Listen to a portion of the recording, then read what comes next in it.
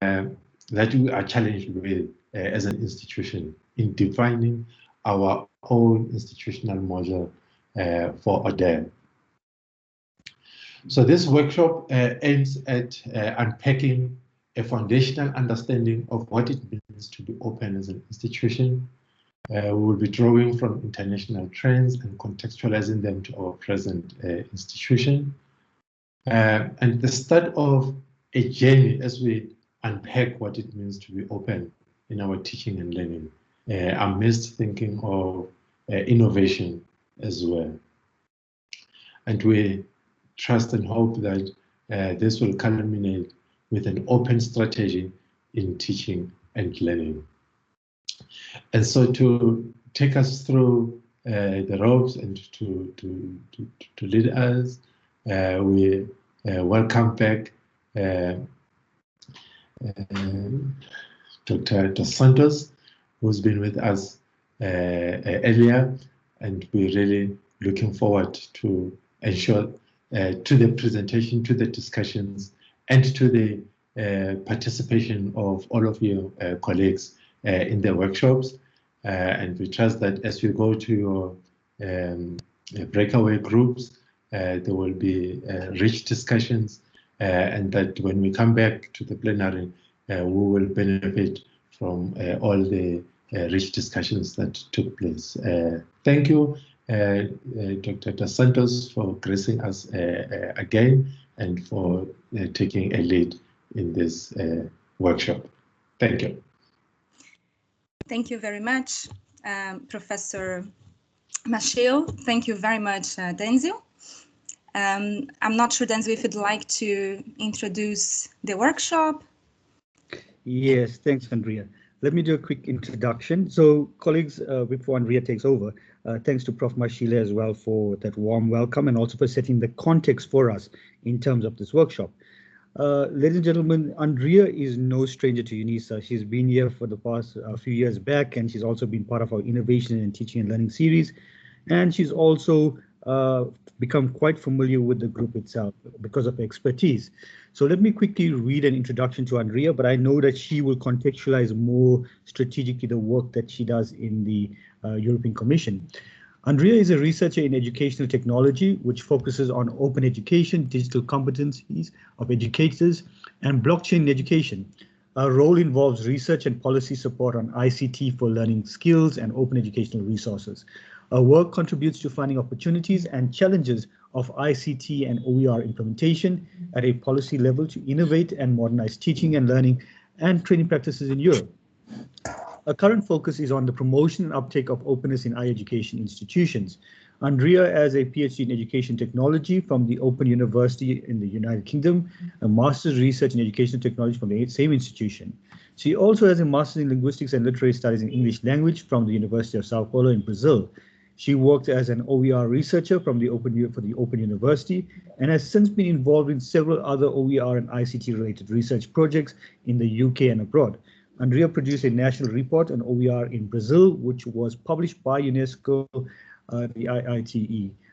She also acted as a consultant for DigiLearn, focusing on awareness raising and continuous professional development of OER and open education for governmental bodies, private and public higher education institutions, and some high-profile enterprises in Brazil and Latin America. So thank you very much, Andrea, once again for agreeing to this workshop. And we'd now like to hand over the platform to you. Thanks, Andrea. Thanks very much, Denzil. This was a very comprehensive introduction. Thanks again to Professor Machel for the warm welcome. Good morning to everyone over there. I'm speaking today from Spain. I'm just 1 hour behind time in relation to you, and it's a real pleasure to be here with you again and be able to interact with you, and hopefully we'll have a fruitful morning of interaction and interchange. So this workshop was set up in a way to be highly interactive with the participants, because we are really looking after to have your input as much as possible. I hope you can hear me well. If not, do please let me know, okay? Now, I will start sharing my screen with you, and just to let you know that in the main group area, I have uploaded some resources for you. And also the timetable for the day, or at least our intention on how we would like to allocate the time for the day, because we have a busy morning ahead. Okay, so I will start by making a short introduction to the day, to the concept of openness, because I know that some of you have attended my talk last week, but some of you may not have attended. So I just would like to bring everyone on board, so we can start from the same ground. Can you please confirm to me whether you can see my screen? You're good to go, Andrea. Perfect, thank you. Great. So we discussed last week a little bit about the concept of openness, no? And one of the things that I asked you is, what does open mean for you? And the reason why I asked so is because openness really means different things for different people. It means different things for different institutions, no? So you may ask, what does open mean for myself? What does open mean for my institution? What is open education? If you had to give a definition, think to yourself, what would you say open education is for you? Then open educational practices, is it only about OER, or are there other aspects of methodologies and teaching practices that are considered open educational practices? What does it mean to be an open institution? No? So what is openness? In here, we can have, as you can see, no one size fits all. Everyone will have their definition. How open can you be? Because it's also a matter of how much you decide to be open on your day-to-day practices as an individual who has agency over your day-to-day activities, and how open do you want to be? So really, I invite you to a self-reflection around the concept of openness today. So I hope you can join me on this self-reflection, and let's try and have a look at our own context, but also some other contexts outside our own, so that perhaps you can have some new ideas about openness. Something we have to think about is that openness is not only about teaching materials, it's more about society. There are many stakeholders when we talk about openness. Now, so we talk about the institution. For example, UNISA as an institution is the main stakeholders, but then the academics are also extremely important, and the learner, and obviously the society, the community around UNISA, they are also stakeholders. So we need to include everyone when we think about openness. I remember talking to you last week that there is an openness in spectrum. An institution can be less open or more open. It depends on the institutional strategies. The same applies to the academics. You can be more open or less open. Normally, when we talk about openness and we talk about OER, we are mostly referring to the use of licenses, as you can see in this slide. Licenses that can tell the user of that educational material what they can do or cannot do with that material. So let's think of something. When you use one of those licenses that are Creative Commons licenses, you are not really giving away your authorship. You always have to be cited as the author of that material. So that needs to be very important. It's very important to understand.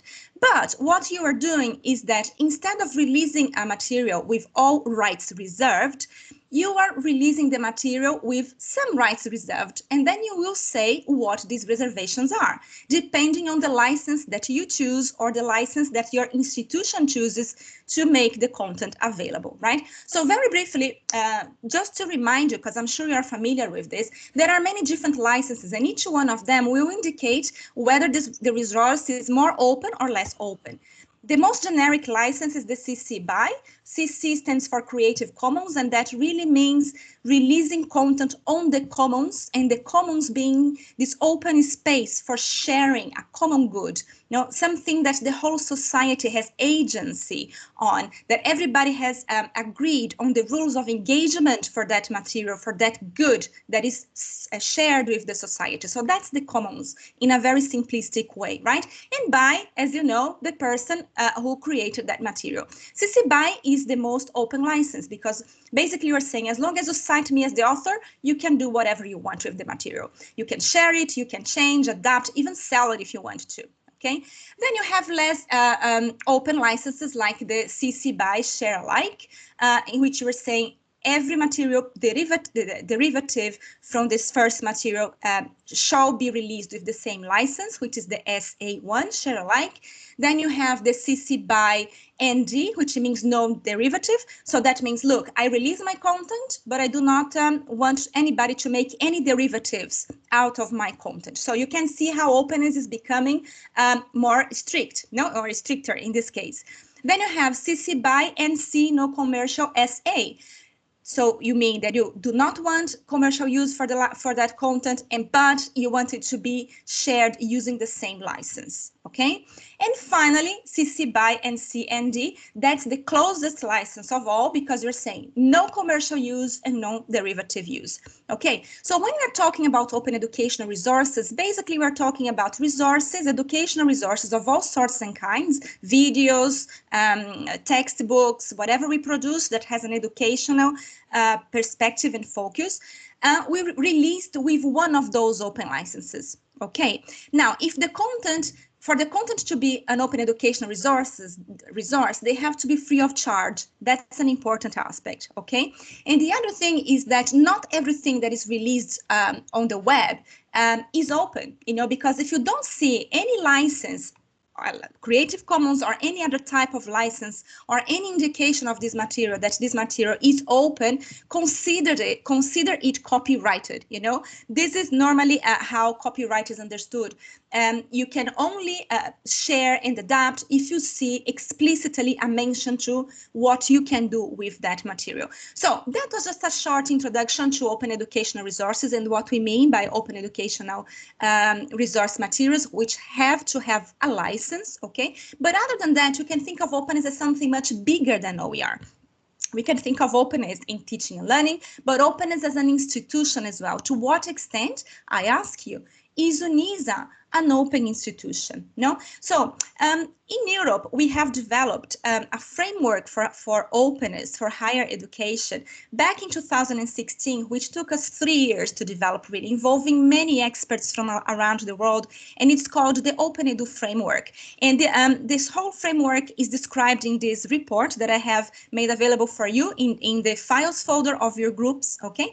And in there, we propose a definition for open. So normally, it's teaching and learning using digital technologies. It aims to widen access and participation. It aims to remove barriers and to be customizable for all. It's about sharing knowledge. It's about linking formal and non-formal education. So that was a tentative definition for open because we needed a working definition to be able to say that open education is not necessarily a synonym to open educational resources, right? Open educational resources, we see it as something embedded within open education. I showed you also last week the 10 dimensions of open education. So we really look at open education as a very global thing in which we are talking about 6 core dimensions, the 6 dimensions in the center of this diagram: content, pedagogy, recognition, collaboration, research, and access. And they are enabled by those 4 dimensions in the outwards of this graphic: technology, quality, strategy, and leadership. So you can think of openness taking place in all these dimensions, and then you can have a plan to make your open education strategy to operate together in all these 10 dimensions, or you may choose one or other dimension to focus on. But it's important to say that these dimensions are interdependent, so you cannot have really open content if you don't have a pedagogy embedded, if you don't have a technology supporting for delivery and distribution. So you can see, for example, how these dimensions interrelate with one another and they work together. So what we propose for higher education institutions is that when they think about higher education, they really think of their strategies with regards to the 10 dimensions altogether. Okay, so open pedagogies is something embedded in the pedagogy dimension. Recognition is about recognizing open learning, open degrees, micro-credentials, and the like. Collaboration is super important. Access, what are the access routes to the university? No pay, no fees or small fees, or no entry requirements, for example. Content is about MOOCs, OER, and everything else that we release in the open. Research is about open science, and then technology, obviously, and quality being a very important dimension. It's important to have quality in openness as well. And then the other two enabling dimensions is strategy and leadership. And today we are going to talk a lot about strategy and leadership as we try to define openness. So how does openness play a role in different institutions? I want to bring you to think about and to have a quick look with me how openness is perceived, not only in UNISA, but also outside of UNISA, so that we can have some comparison and contextualize what openness means for us in your context in Africa. So normally we need a vision. Universities, when we have a vision, that vision provides a destination for the organization.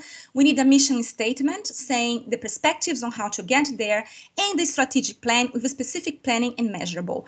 So our research really shows that every institution that has openness in their mission statement and in their vision, but particularly in their mission statements, are the ones that are more successful in making that openness take place in a successful way, right? So you need a bottom-up, top-down approach to openness. You need that openness described, and above all, it's extremely important to have a strategic plan in order to say how openness operates in the institution at all levels. So it's a specific planning, and very important as well is that this planning needs to be measurable. So with measurable actions, okay? So I had a look at the UNISA webpage, and I'm sure that you're more familiar than me with UNISA's vision and mission, no? And UNISA does mention open distance learning here in the mission statement, no? Being guided by the principles of lifelong learning, student-centeredness, innovation, and creativity. Now, how does it play a role in the strategic planning of the university in a measurable way? This is a question that I leave out to you so that we can talk about it throughout the workshop today, right? So I'm going to give you here an example, something else that I took from the UNISA's webpage. There is a whole discourse about openness in the UNISA, that your agency, your actions can be supported by all these areas, no? About scholarship, about the decolonization discourse, diversity, transformation, ethical and participative leadership. So UNISA has already thought about many aspects that could be included in the openness definition. But I want also to take you to around the world to take a look on openness in different places. For example, the Dixie State University in the US has created a strategic planning for 2020 up until 2025, showing their planning for openness in their institution. So let's have a look at it. This is the main page, the main web page. It's open to anyone who wants to take a look at it. They have made their strategic planning for openness available in their website for anyone to download. And in fact, it is in your files folder in your groups. And you can see that they also welcome comments from the community, from the world, on their values, on their vision, on their mission, on their goals, right? So everyone can have a say in their openness strategy. There is a clear top-down interest, from the president of the organization to encourage openness with this opening statement he makes in the website. And they also make available the meeting notes about their strategic planning with a specific steering committee and stakeholder meetings, etc. And they leave a contact, obviously, no? So let's have a look at their openness plan, strategic plan. See, open is the first word here, open, inclusive, comprehensive, polytechnic.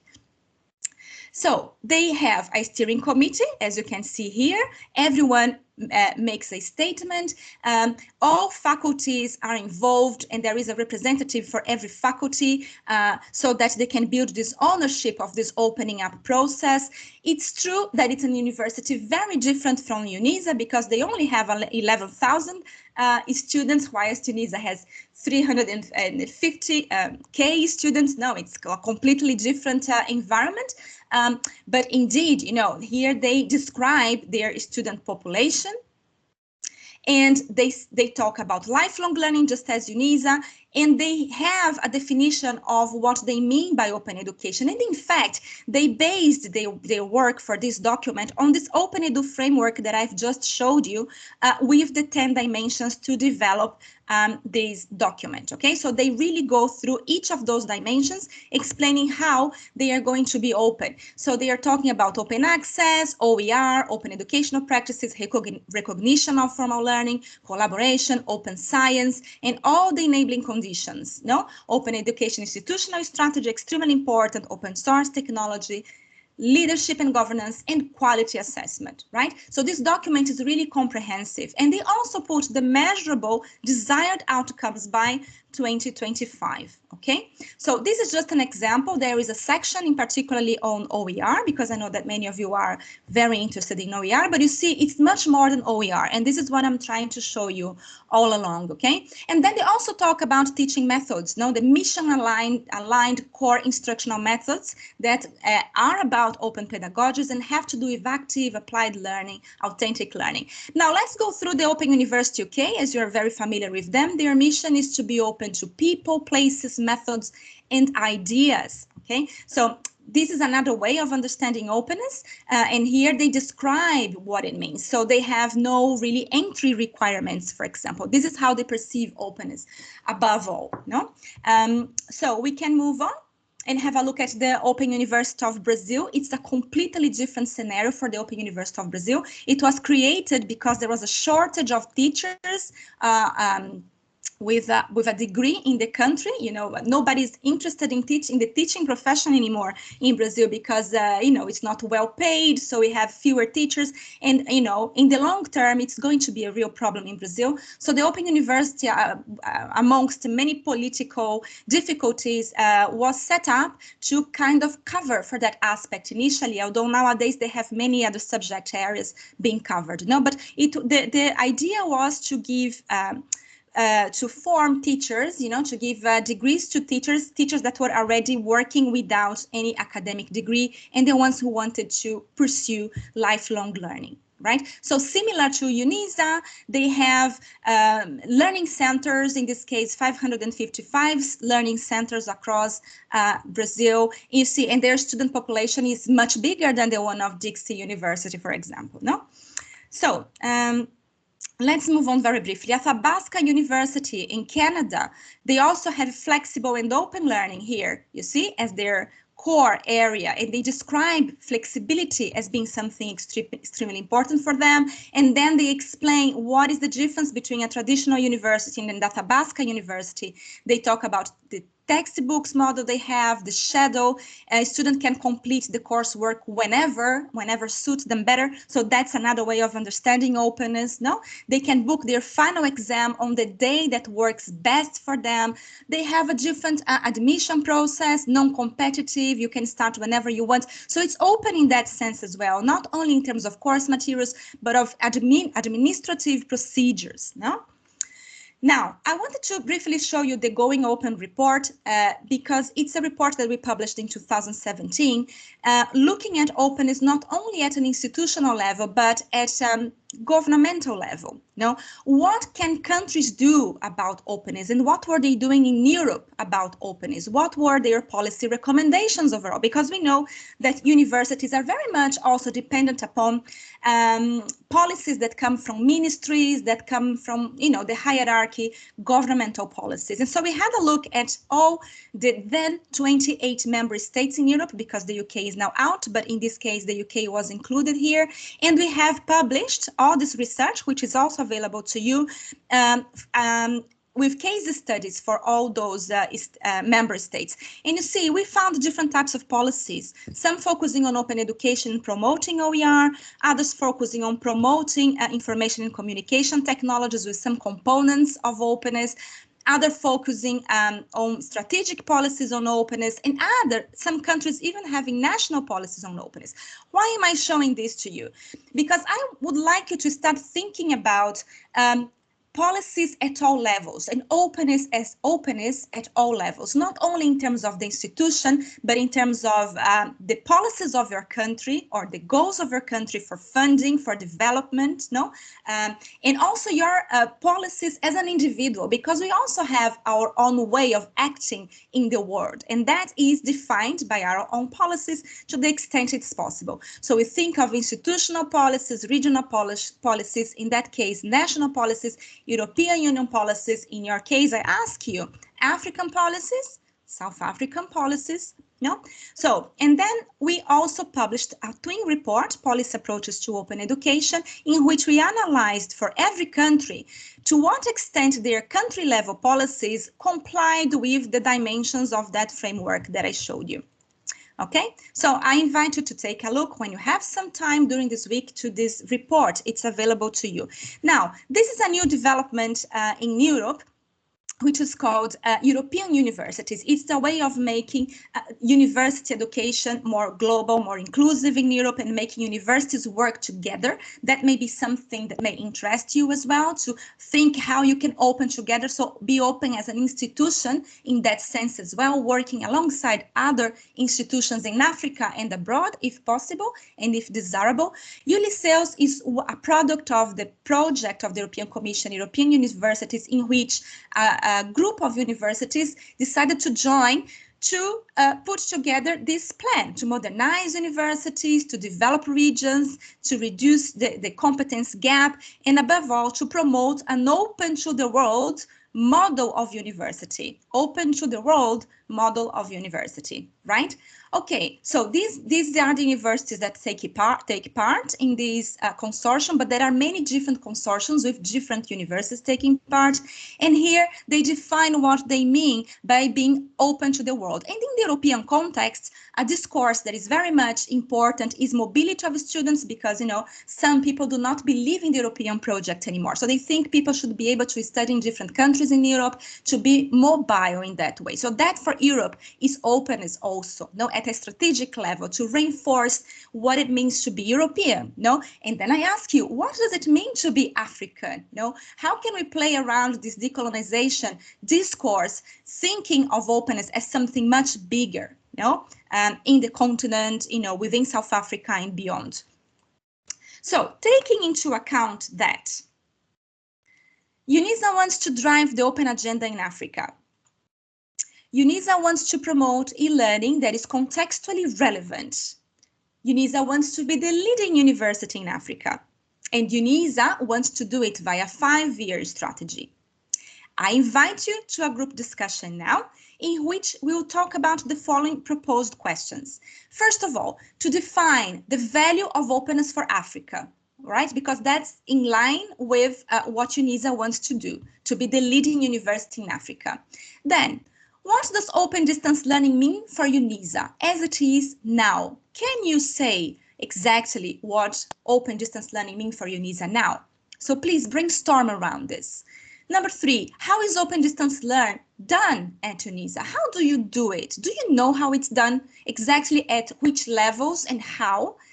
Let's brainstorm about this. And then number 4, how different could open distance learning be at UNISA in relation to what it is now? So do we want open distance learning at UNISA to be different? And if so, how? If not, why not? I think these are the things that we should think about. So I'll stop here because I'd like to propose a 40 minutes for this discussion overall, okay? So you have 4 questions, 10 minutes per question approximately, and afterwards we are going to report back in the main room. So I invite you to break out in the rooms now, so I'd like to have the help of Richard to do that. I'll stop sharing my screen and we can take it from there, okay? Thanks for the moment.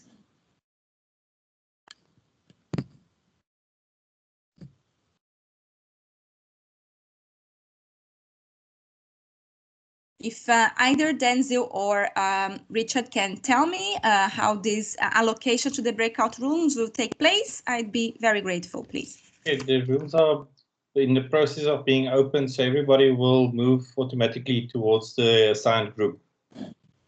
Thank you.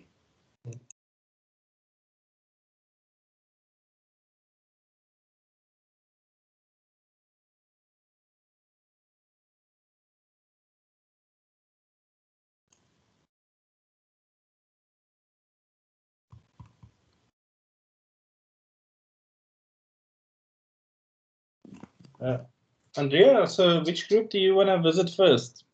I'd like to go to group 5, please. Group 5. Yes. Also make it so when you want to come back to the main area, you just say leave the room, or then you come back to this one and I can assign you back to a different room. Brilliant. Thank you. Okay.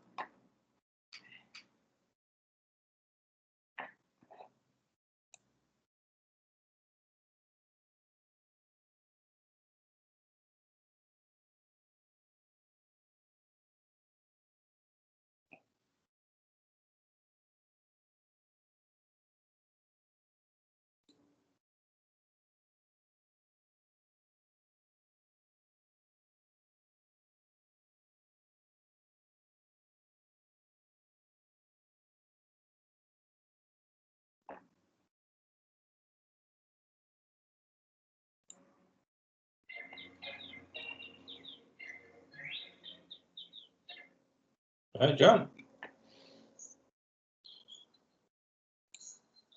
Yes, John.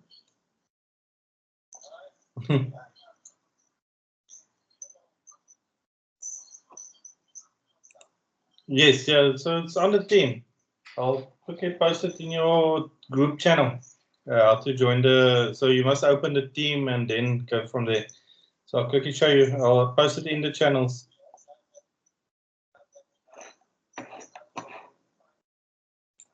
It's if you go to the team and then it's on the left hand side where under your group name. So you are group. Let me just have a look here. Group 4.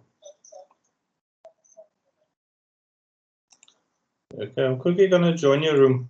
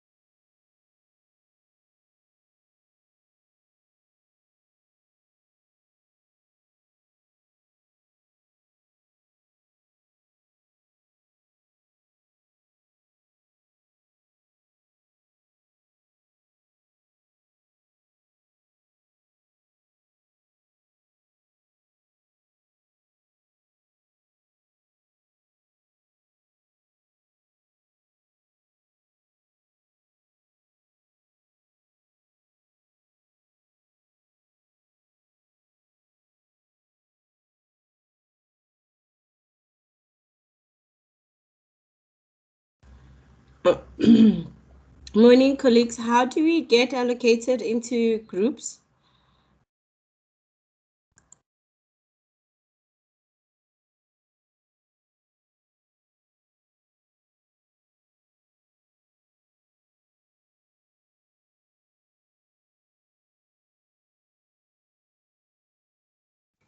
That's what I'm struggling with.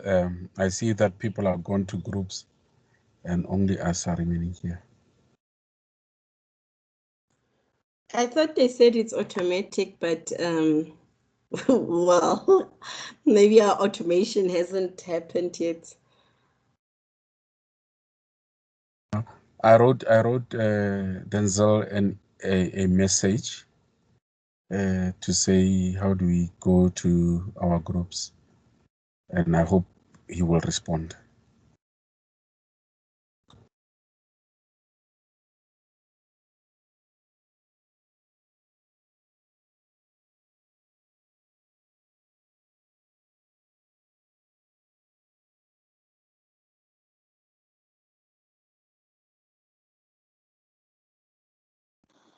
Hi, Andrea. Hello, Richard. Hi, why are you guys still here? I'm gonna try and get you. We wonder also, how do we get to our groups? I'll send you a notification now to add you to the room. Sorry? I'll send a dial for you now to join your groups. Just quickly.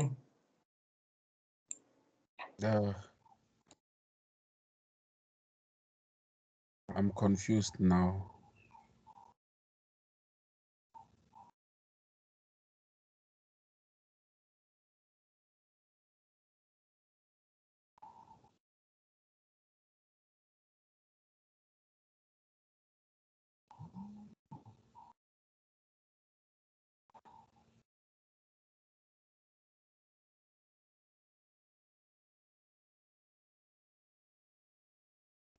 Hi, Richard. Hi, Andrea. Sorry, I couldn't answer now. I was just busy in group 4 quickly. Please, yes, thank you. So I'm quickly gonna see if I can just move you.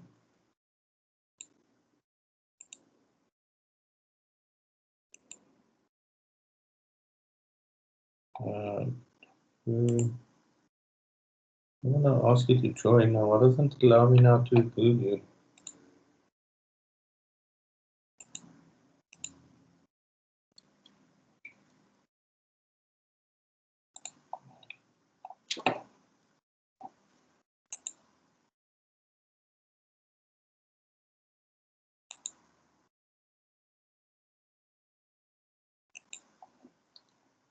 So I can't seem to move you when you are. What do I?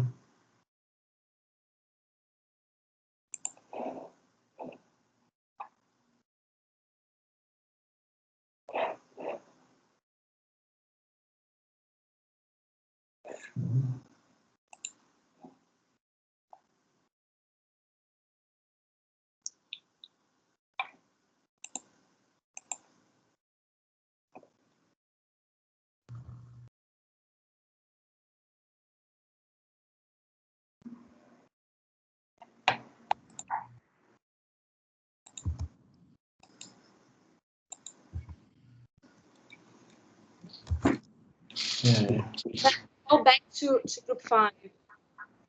Are you going back to group 5 for now? Yeah. If I click on join room, I go back to group 5. Yeah, let me quickly put you back to group 5. Let's see if I can't change you from there. So do you want me to go back to group 5? Okay. For now, yes. Okay.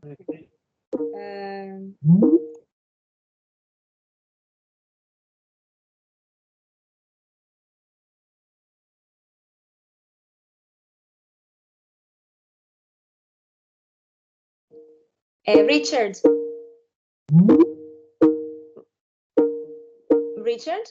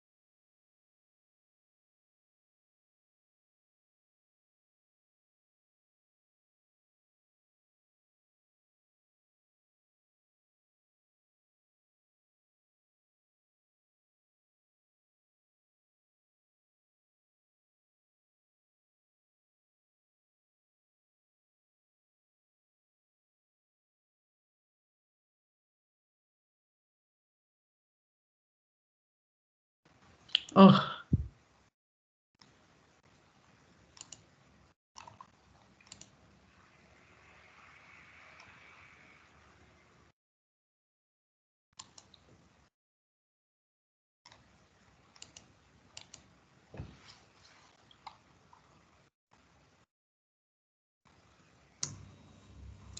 Dr. Kavenda?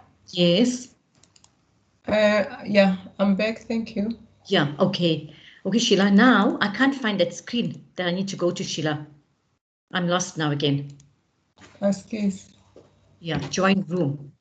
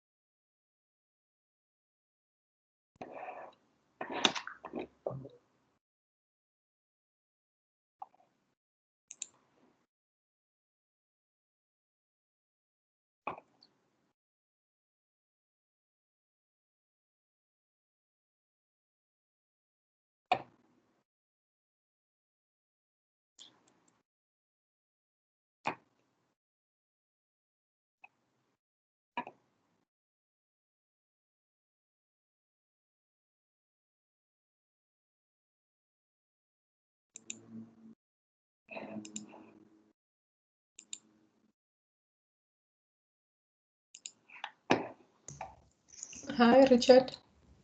Hi. How are you? Good and you? Is it possible for you to link me to group 4 again? Let me ask you in your Microsoft Teams. Can you see at the top is next to the hand gesture. There's one that's called breakout rooms. Should I look at? On your Microsoft Teams, let me quickly share with you my screen.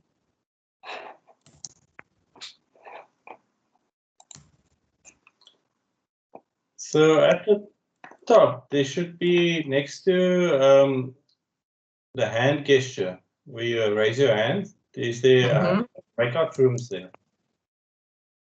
Mine does not show that. Because I only have this icon of participants, the icon of raising a hand, and this one of more actions. Okay. And when I click on the more actions, still I don't see breakout rooms. I'm quickly calling you again. Just see if it will pop up now and then just join into the Okay. group. All right, I accepted. Thank you. Okay.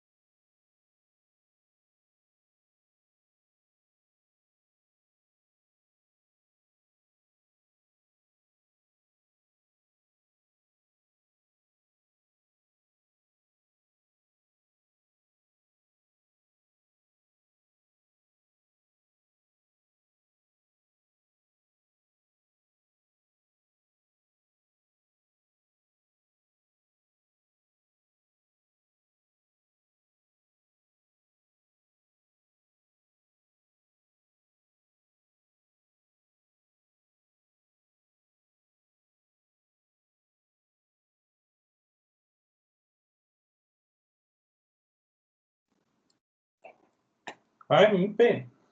I'm quickly going to assign you to your group, and then you can join them for now, but we're going to resume in the main area in 5 minutes.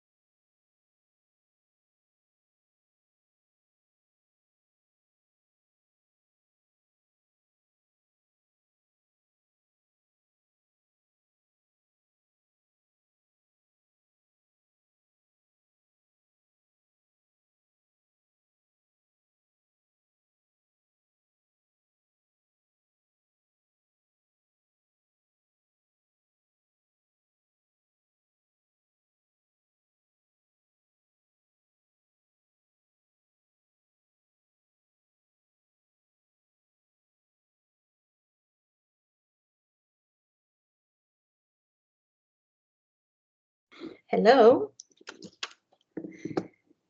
Hello. Hi, is everyone back? By force, back to the main room? Definitely by force, we back. Yes, yes. I can imagine you're just take it back in the middle of the conversation. I mean, I do not know about all the groups, but group 5 had some technological struggling in the beginning, then they caught up.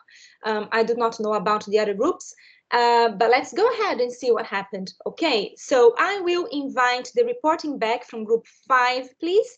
Could the rapporteur please share their screen with us?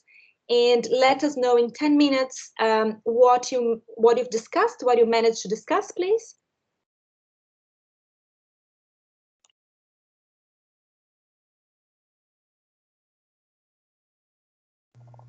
Oh, flowers.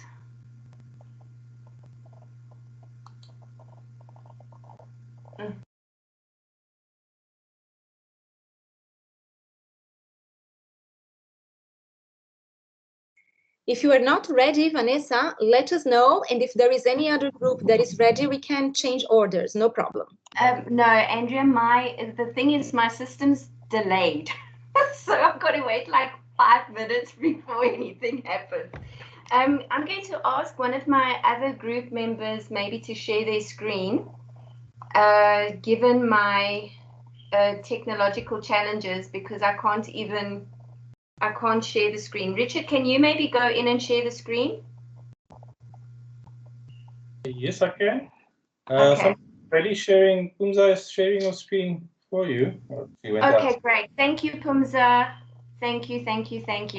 Okay, so colleagues, we started off our discussion, and I'm also going to invite my group members to come in whenever they feel that that perhaps I'm not capturing everything that they've said. So when we thought about the value of openness, we really thought a lot about this aspect of geography, and the fact that when we're thinking about openness and we're thinking about e-learning, it really is about these crossing borders, crossing boundaries. You know, and I think that is a definite advantage. And when we were busy talking, we were also talking about how people feel that they can actually accomplish their goals and their dreams. We also thought, in terms of the value of openness, we thought about the issue of affordability. And when we were thinking about affordability specifically, we were thinking about, well, whether or not our students could actually afford in terms of being able to access data. What do we think about in terms of some of our students who are in more rural areas? So when we were busy discussing affordability specifically, we started to discuss about infrastructure. What infrastructure is available that our students can access. That this led us to discussions about accessibility and how accessible certain resources are. And then, of course, our group also felt that one of the benefits of being at UNISA is the economy of scale. Because we are open, the economy of scale is so much so much more prominent. We can reach more people. When we were thinking about open distance learning, we were thinking about, well, it's about being in an online space. It's not physically present, and this led us to discussions on synchronous and asynchronous learning and what does that mean. We felt that in terms of open distance learning, there should be some flexibility, and we did have a discussion in our group about what actually how accessible and how flexible is UNISA? And we said, well, there's some flexibility. I mean, we're not going to be like one of the examples, Andrea, that you mentioned, where you can enroll anytime. Yes, there is some flexibility on when enrollments take place, but there are some restrictions on that. And then we also thought in terms of provision of support, the level of support that is provided to our students, because we really do need to be quite proactive in terms of troubleshooting. If we are in a face-to-face setting, we would very often be able to get immediate feedback in terms of what additional support might be provided. This means that in terms of an open distance learning setting, what we really want to do is we want to be able to troubleshoot that beforehand. And then we also felt this led us then to think about what type of academic support is provided. Then just in terms of open learning, is this done?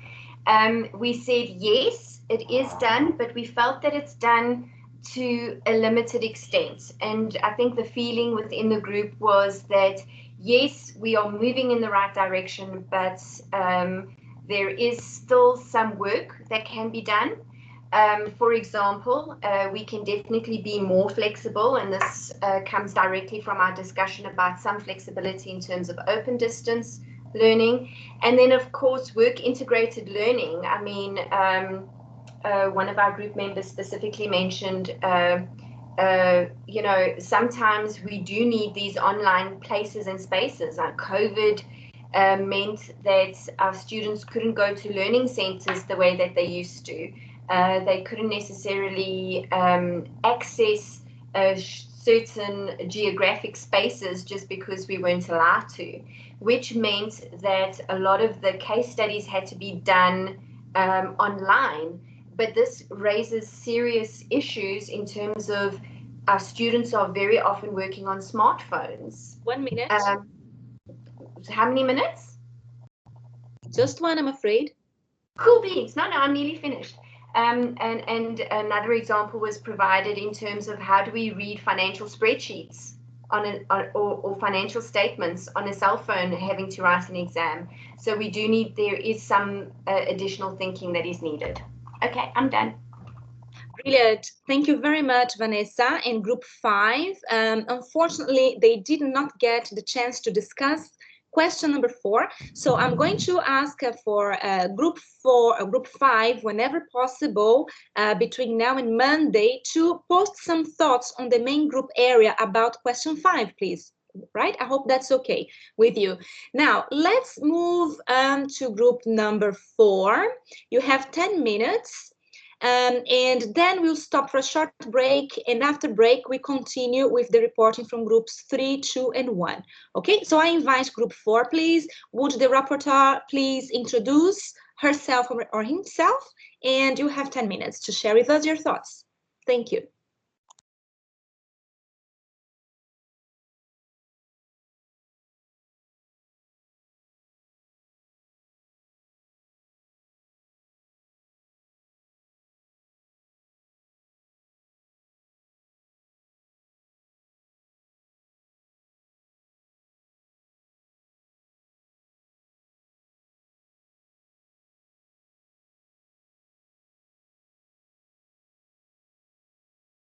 Salosh, are you still muted?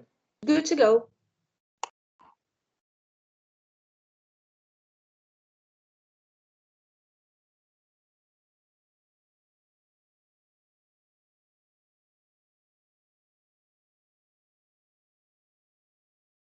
Richard, who's reporting for group 4? Salosh. Salosh, I think your mic is still mute, Salosh.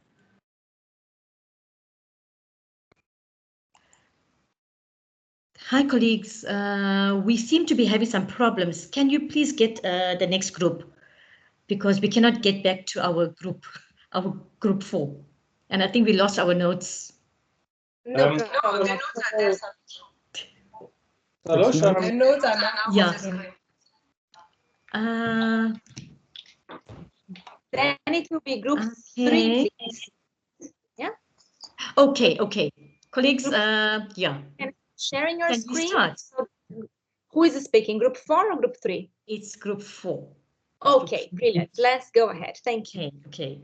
Good afternoon, colleagues. We struggled to use murals and we struggled to get into that. And then we just used I think the last 10 minutes just to get to question 1 and question 2. The first question defined the value of openness for Africa. We thought that it actually speaks to the principles of accessibility in terms of providing multiple perspectives. And then with regard to question 2, how does open distance learning, or what does open distance learning means for UNISA? We had varied perspectives here, and some of the ideas that came out from the group is integration of technology, bridging the distance between lecturers and students, engaging key stakeholders. With regard to engaging key stakeholders, here I think I just want to mention about the curriculum design and development. UNISA follows a framework for team approach in the development and the design of the curriculum. It's very open because we engage experts from the field, experts from the industries, students, critical stakeholders in designing and developing the curriculum. Then in terms of allowing students to access learning at their own pace, here UNISA is actually very, very proactive in terms of providing opportunities for students to access learning learning at their own pace. Even the assignments and the study material and so forth. Working in the restricted environment, what does ODEL mean? Here we brainstormed what open distance learning means. We felt that we do have, in some cases, some of the environment is quite restricted, so we need to work on that. My colleagues from Team 4, you can jump in. The next point is revisit systems that support distance learning to be more supportive to what is needed in the 21st century.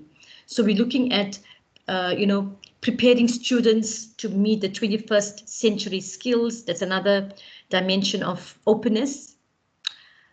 Lack of quality infrastructure that support online learning, widening access and participation, open admissions, ensuring that student preparedness with academic skills, what is required to be successful in the environment, how flexible should the requirements be with regard to recognition pathways, balancing between formal and informal, open curriculum which is relevant and responsive to local and international needs. There we felt that now that we are, working towards Africanization or curriculum transformation, Africanization is a key dimension on the, in the curriculum planning. We are looking at curriculum being rooted in Africa but relevant globally, right? We have been colonized with knowledge that did not allow us to flourish. So we look at the local context and now we, immerse ourselves within the local context. Okay, so colleagues, that's all we went through thus far. We just managed to cover question 1 and question 2. Okay. Thank you. Does anyone else in group 4 would like to say anything about it? If not, it's okay. But I saw a hand raising somewhere.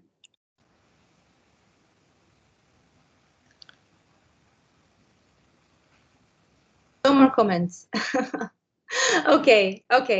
Well, thanks very much then so far. I think this is providing us great input for what is to come, and to see to what extent our understandings of openness coincide, what we think openness means, what is the value of openness for Africa, and actually how it's being played at UNISA right now. So the question number 2 was really about, how does UNISA do it, and yes, you've shown a range range of different ways in which UNISA is open. But we'll further discuss this. I think that the whole idea of gathering this information with this brainstorming from you is that you may think of devising a strategy for teaching and learning based on openness. No, the examples I showed before were of strategies that were done at an institutional level, and within that institutional strategy, there was the strategy for teaching and learning. So perhaps this is something we could think throughout the workshop today and on Monday, whether such a strategy would be beneficial for UNISA. Okay, so we'll stop now according to our program for 15 minutes, and we'll come back at 12:45 your time, 12:45 sharp, so that we can continue with the reporting of group 3. Okay, thank you, and see you in 15 minutes. Coffee break. Thank you.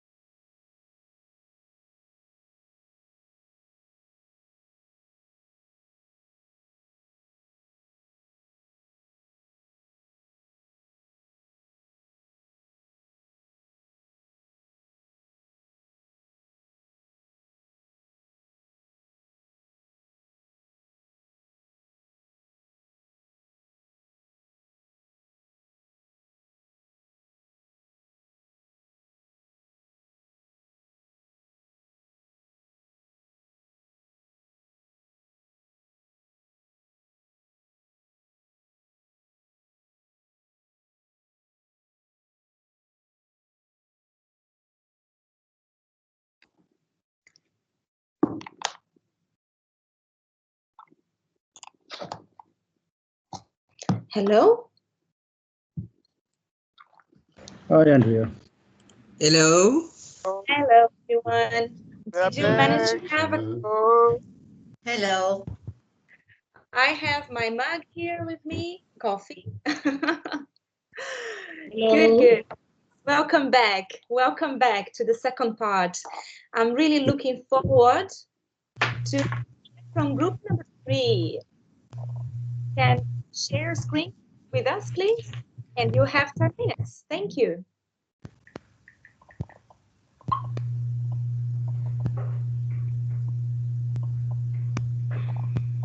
I am not sure if my screen is sharing. It's Elna.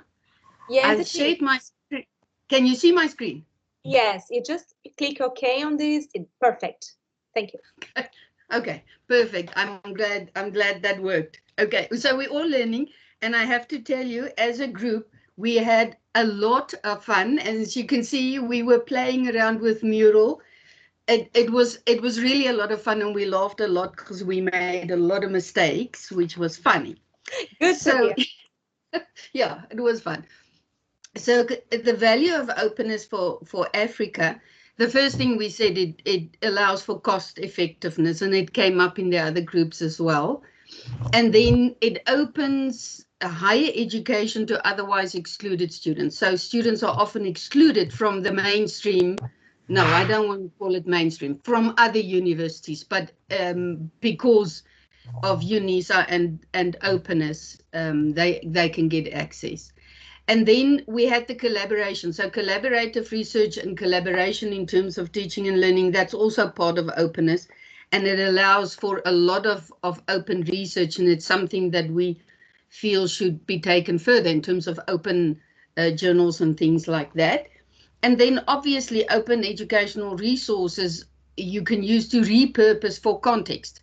So even though it's something that maybe not fit your context, well, it's open for repurposing, so you don't need to reinvent the wheel. That we found that as very important. And then open-mindedness, and this is something that we felt was a very interesting aspect, is only when you have open-minded staff, in not only academic staff, and you have open-minded students, will openness actually really be of value to Africa. A very interesting concept. Okay, so then in terms of, and as you can see, is we played with color here. So what does ODL mean in UNISA? And the first thing was enhancing teaching and learning through technology. So technology came out strong more than once. But the one thing that came out is that actually staff at UNISA do not really know. If you ask the 5,000 people working at UNISA, what does ODL mean for UNISA? You will probably get 5,000 answers. And that is a problem. So we need a unified definition of this. Like NASA, when you ask the cleaner in the passage, what are you doing? They will say, I'm working here to put somebody on the moon. So this is what UNISA needs to do. We need a unified definition. So then easy access to learning resources is one of the aspects that of ODL. And then something that came out was close the transactional distance, the gap between UNISA and student. And UNISA is trying by all means to do that more so that students don't feel so lonely. And then there's a big issue about the social justice mandate of UNISA to open higher education for all, and not just South Africa, but entire world. So then the next question, as you can see, we struggle to get through everything because we have less and less sticky notes. So now, how open is distance learning at UNISA? And we said, well, very open in terms of access, but then access is defined here because there really are areas where students absolutely do not even have the internet, they don't have electricity. So access is a loaded term. And then the enrollment plan forced on us by the government is actually counterintuitive to opening distance learning, because now, even though a student may have access, because numbers are full, they don't. So openness is maybe not as open as we were in the past. How different can ODL be at UNISA? Well, so the one thing that we need to use, maybe the Athabasca example, is more flexible, more open in terms of registration, in terms of time. So you can study whenever you want to, wherever you are, do your exam whenever you're ready. We need to look at that.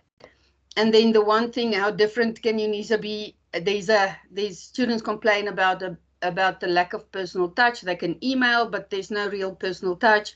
So how do we use technology to make students feel that there's somebody there on the other side, and it's possible? And then the one thing is that we need to look more at open pedagogy. And that's all from us. Thanks. So how do I? Fantastic. Thanks. How do I unshare my screen? Do I just, stop sharing? Got it. Yeah, no, just a minute. It's brilliant. Oh, okay, you've stopped sharing. I was just going to ask if anybody else from the group would like to add anything, because I have a few minutes left, just wondering. But it was fantastic, very well summarized and presented, so thank you. Anyone else? Yes. Okay. I would love to sort of throw in the issue of who who UNISA employs. I think there are policies which are sort of hindering openness in terms of who should be employed because of the criteria. For example, if there is a foreigner, the process becomes very prolonged for that person to be employed. Even if you are thinking of maybe from tutors, teacher assistants, or assistants to the lecturers, if that person is a foreigner, the process becomes very, very laborious for you to consider that person, even if that person has got expertise. So it challenges the fact that we want to be deemed as an open institution when we have got these yardsticks which sort of prevent the departments from employing whom they deem to be adding value to their departments. I think maybe it could be an institutional thing. It could also be a national thing, which sort of put that hindrance to openness. That is my contribution for now. Thank you, Professor. What you were saying now speaks close to my heart, because in 1 minute I'll share with you a little bit of my story with openness. I am actually Spanish Brazilian. I'm Brazilian born, and then very late in life, just in 2011, I got my Spanish nationality, my European nationality, via my father, who was born in Brazil but had a Spanish nationality. So when I did my PhD at the Open University, as Mempini knows, Mpini Makoe, who is here today, she was my colleague there, a peer student. But, I started at the University of London, and I didn't have a grant. I couldn't really afford to pay, working just part-time, just a few hours per week, as the UK law allowed. So the only place I managed to finish my PhD was the Open University UK. And why was that? Because in their policy, they are open as to people. And that meant they would offer studentships not only for UK British nationals, but also for foreign students, because I was an overseas student, and the fee for me was extremely high. So because of that open policy, I was able to study, finish my PhD, and obviously, as you can see, I fell in love with the concept of openness, by all the experience I had in the OU UK. So, talking about being open in a global way, being open as to nationalities, really speak deep to my heart. So thank you very much for sharing that insight. Okay, we're doing well for time. So let's go for group number 2, please.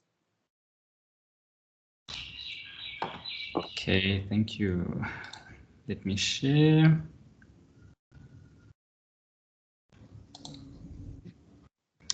Hi, colleagues. We also had a little bit of technology struggles, and by the time we got the 5-minute notice, we were still delving deeply in question 1. But anyways, this is what our discussion was centered around. In terms of Africa and what is openness for Africa, we discussed that it is context specific, and that's why it's not as easy to say what is openness for Africa, because Africa is not necessarily South Africa. It's not necessarily, and even if it's South Africa, it's not necessarily someone who's sitting in Konke, you know. Also high on the list was the issue of affordability and cost effectiveness, to say we know our country is, our continent is rich in certain areas, but it is also poor in other areas, and whatever we do needs to take that into account. Also, under the issue of access, I think we've really spoken about access. The other groups have spoken a lot about access. One of the big things under access is data. As a continent, that really continues to be a big barrier to, reaching students. There was also comments around the design and design and pedagogies. We do have a young population as Africa, and that young population or millennials do work differently.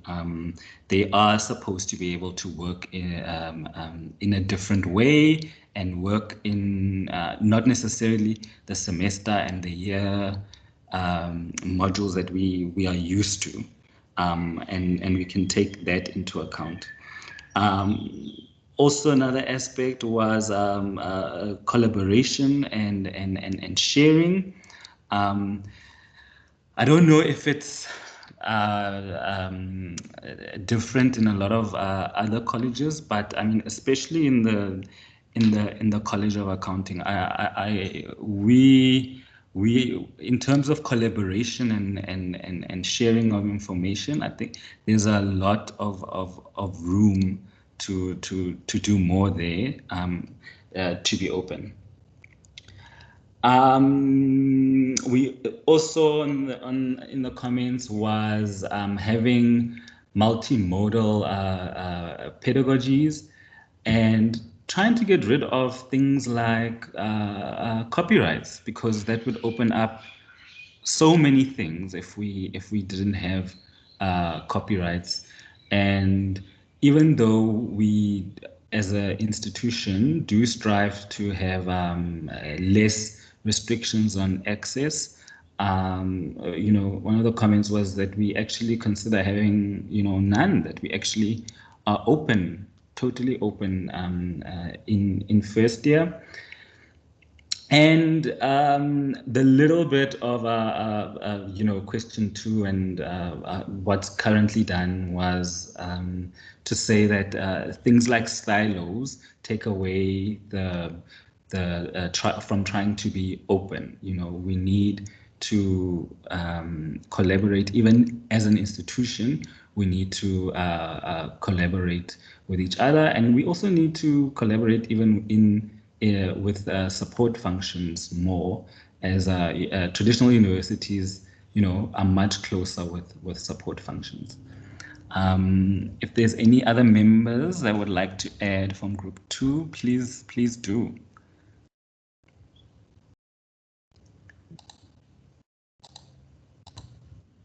Thank you, Seppo. Can I come in? Sure. Sure. Yes, I just wanted to add that, UNISA has a lovely vision and mission statement, and for opening up access towards, opening up access to the people out there. But the greatest gap I find is meeting those diverse needs of those students in terms of the operational policies and strategies. And sometimes it's very difficult to implement when some of the policies and strategies are so fixed, not fixed, sorry, are a top-down approach instead of a consultative approach. And there is a definite need to see in terms of capacity building and support systems between administration and academic staff in servicing our students. Thank you. Brilliant. Anyone else from group 2 would like to add anything? You still have 4 minutes, so plenty of time.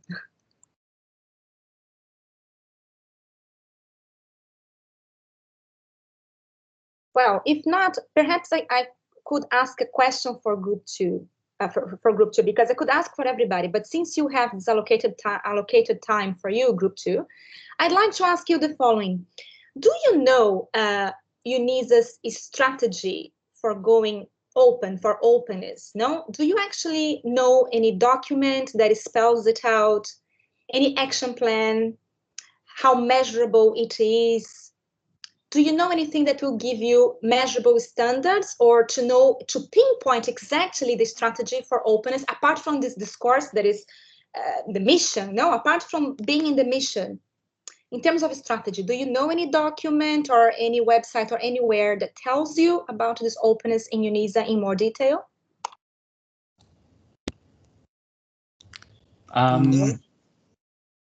In terms of an institutional document, I would say no, but we do have our college plan, our ODL plan, which was a 3-year plan.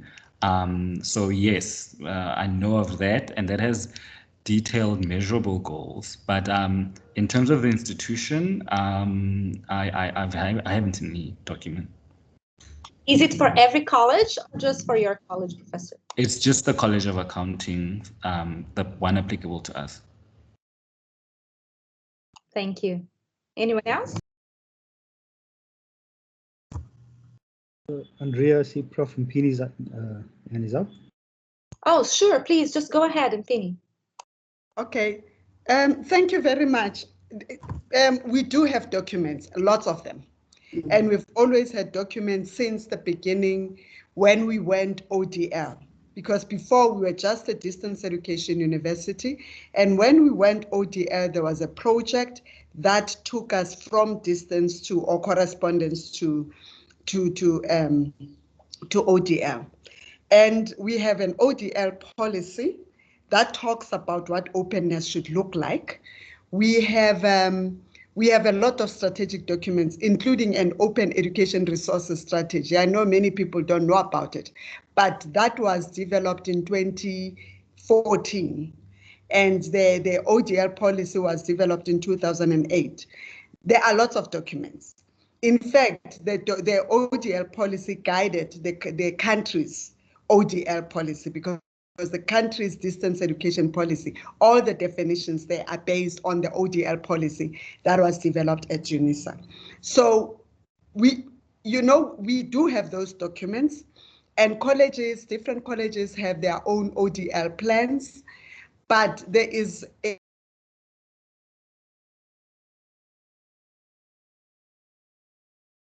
Oh, we lost you, Mpini. I at least cannot hear you now. I think she got cut off. Oh, what a pity. Okay. Sure. Maybe to Professor Naidu, and then Mpini comes back. No, not Professor. It's just Mrs. Naidu. I just think that what Prof. Mpini brought to the foreground is very true. There are lots of policies and documents. Sorry, I disappeared. Okay. Sorry, I disappeared. No worries. Okay. It's connectivity. Now you know where I am. There is connectivity problem. But what I'm trying to say is that it doesn't mean that our actions do not necessarily mean that there are no documents that support it. Even our strategies are based on that. It's just that there is no drive, there is no political will, and by political will, I'm talking about leadership will that ensures that we are doing the openness that we are looking at. And I think the most important part is that there is no capacity to do that. people are not capacitated to understand that as an open distance learning university, this is what you need to do. And these are certain things that you need to do. So we are just doing it. We are calling ourselves that, but we are not doing it. Doing it in some places, and we also have our own definitions.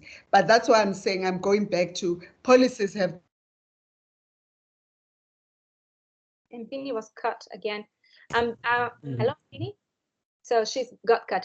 I was just wondering if we could, as a group, try and find those documents and make them available in our group folder so that everyone has access to them and have a chance to have a look at them in case they have not yet. I think this is an opportunity for you and for us to engage and have a look at different things. Mpini, I'm asking if you could make available, and anybody else, available those documents in the folder. I believe they are public. No, I'm not sure. But if so, whether you could make them available. Naidu would like to jump in. No, all I wanted to say or add, I agree with Prof. Mpini that, you know, there are lots of policies that drive the agenda of openness. And like she quite rightly said, the political will and the capacity to drive this engine is sorely lacking. And there's a lot of work to be done there. Okay, thank you. And Mpini, have you finished? Beautiful, I can see. Yeah, no, let me just give up on this one. It doesn't like me at all. But I think I just heard what Suni was saying, and it's true that unless we invest in the capacity and the political will, we will talk about this even the next century. Thanks, Mpini. Thanks, everyone who participated. Now we will go to group 1, please. I can see you're ready to go. Thanks. 10 minutes. Thanks. Okay, so colleagues, we start off with the value of openness for Africa. And while we flag the issues of inclusiveness, no one should be isolated from education opportunities to extend to equity and education, but we stress that while access is critical, there's also openness must be based on quality promotions as well. Then we also spoke about the promotion of one of the philosophies of Ubuntu, which speaks of different nationalities, diverse communities, and we need to be accommodating in terms of how we structure our openness at the institution, and something that Andrea and the other colleague mentioned as well. Then we also spoke about the need to contextualize openness for Africa, which means that while the discussions go broadly in what openness means globally, but the context should drive the agenda for what openness means. Then we also spoke about open in terms of African developmental agenda, which we should be focusing and flagging as part of our developmental goals. And then we also spoke about openness in terms of knowledge production. That means while we talk about the integration of African sources, this means that we need to contribute towards the knowledge production in Africa as an open institution. Then we went on to discuss open distance learning at UNISA and some of the things that we flagged. For example, we allow students for all ages to enroll, but UNISA's ideas of openness differs from the international space. We have many limitations as opposed to actually being open to access. The third point was our assessments are not that open. We do have assessment practices, but they're not assessments on demand. And one of the issues here is our student numbers pose a critical challenge for this. Access to all students, we do cater for diverse student profiles, nationality, gender inclusiveness, and I think that's a positive for us.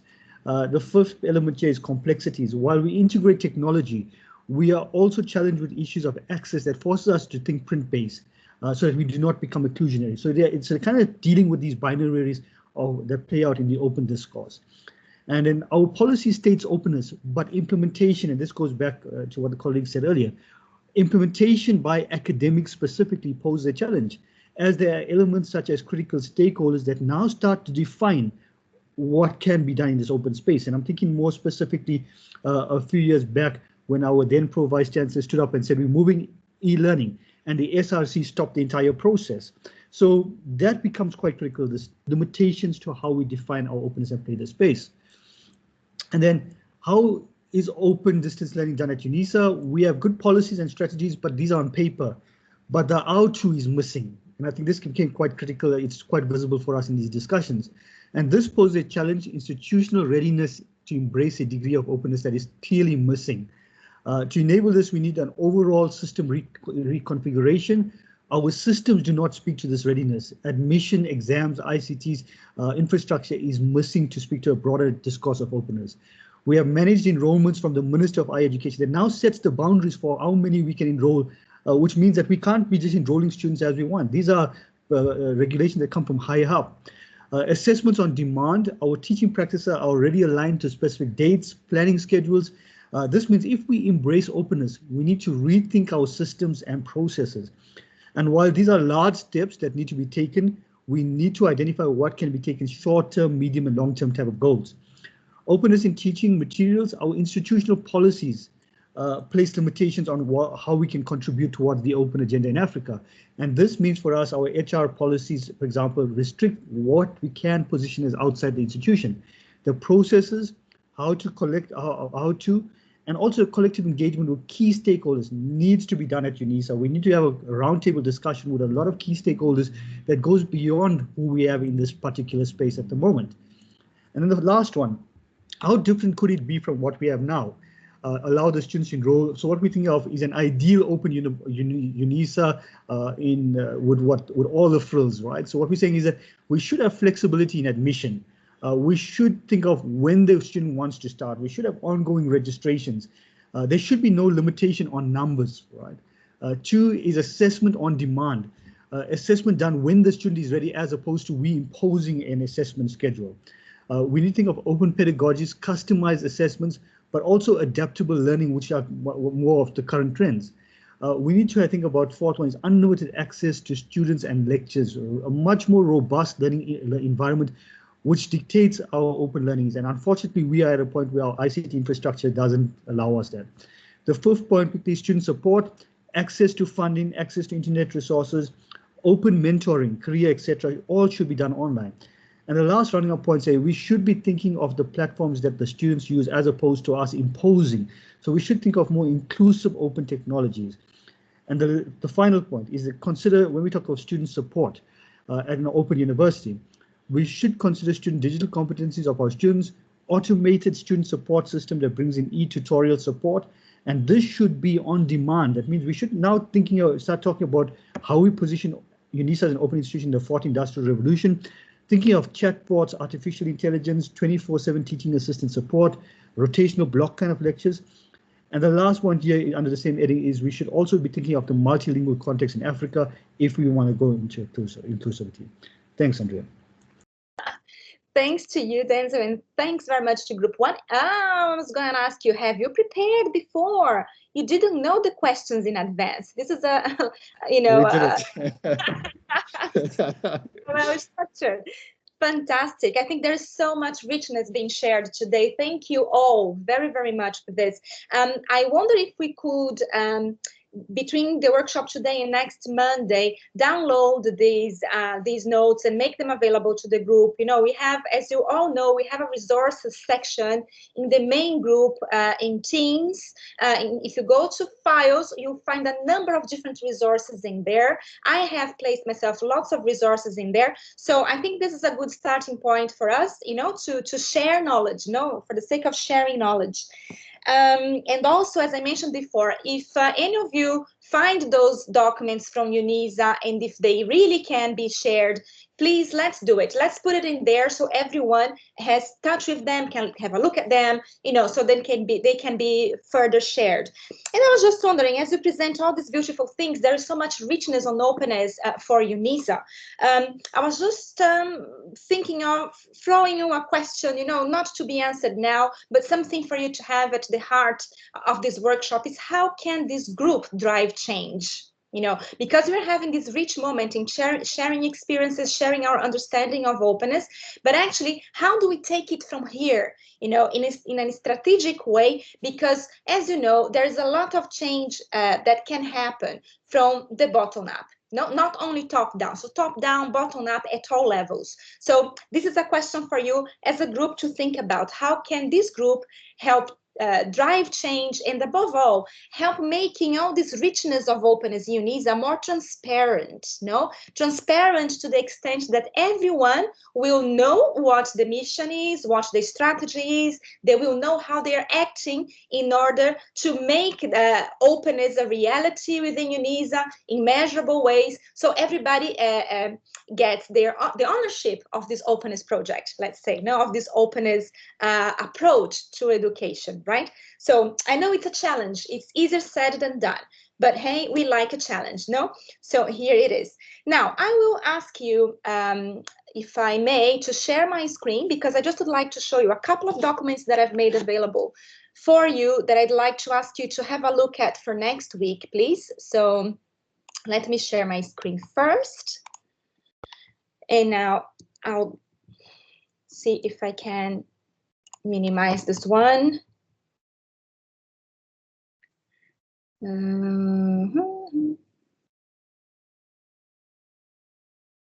Open education.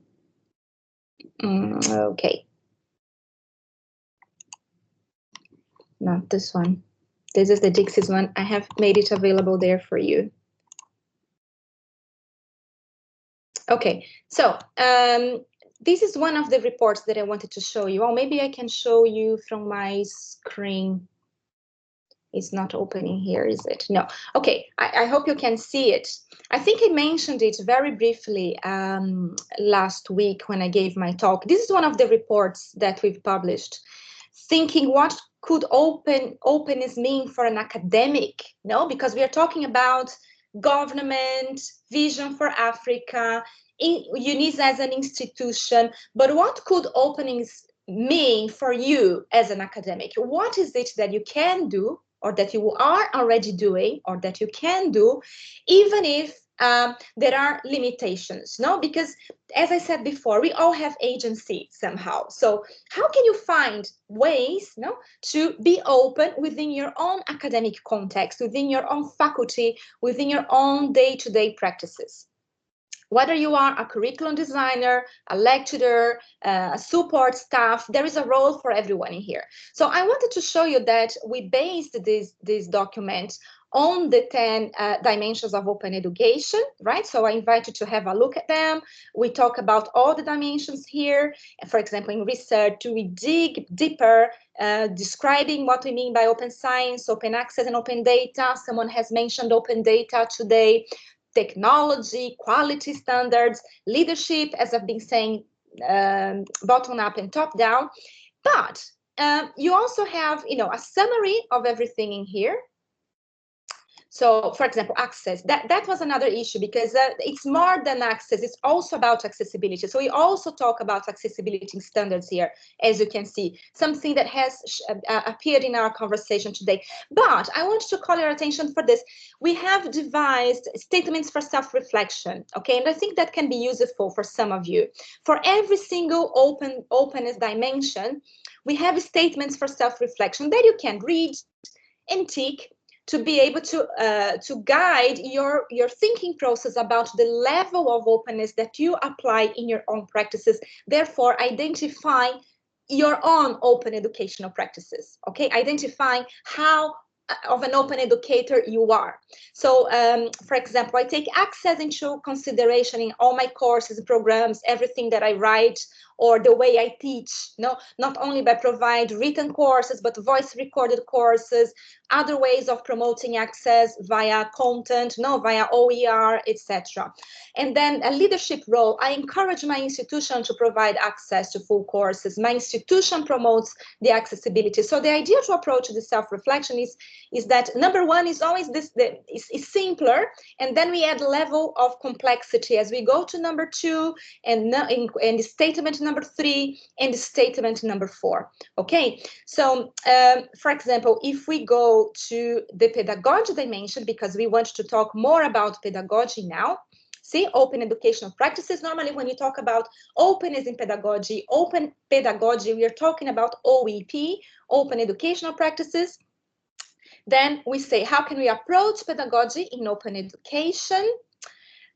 Benefits for promoting openness in pedagogy, but also the challenges. There are many challenges, and you have identified quite a few of them: structure, scale, infrastructure and scale, and connectivity, amongst other things. No, so again, statements for self-reflection. So that's a suggestion for a task for you to do, if you can, for next week, is to go through particularly the pedagogy dimension and try and answer and self-reflect on these statements, so that you can have this idea of what we propose here by open educational practices, but also what it means for you. I think that the framework is used not as a know-it-all, you know, to be closed in itself, but just to prompt ways of thinking and adapting the framework to your own reality and context. No, so maybe you could even add things to this framework, for example. No, but I invite you to respond to answer these questions if you have a chance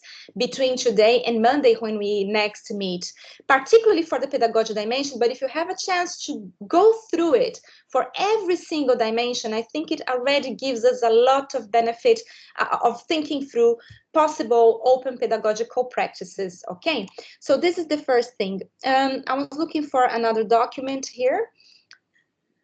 Let me see if I can find it. Just bear with me one moment, because if not, let me go here. Okay, maybe I can download it now. JRC Open Education Framework.